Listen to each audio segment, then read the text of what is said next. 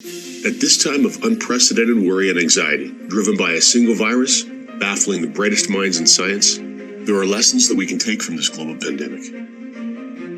We are all equal, regardless of our culture, religion, occupation, financial situation, or social status. It is reminding us that we're all connected, and something that affects one person affects another.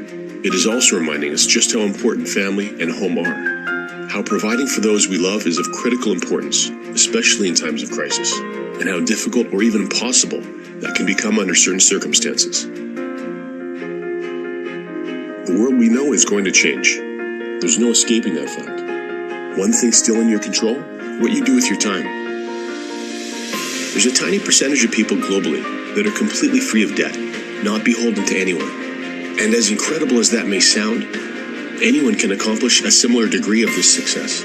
With proper guidance, you can attain the same freedom and the same peace of mind to enjoy family and friends, regardless of what may be happening in the world around you.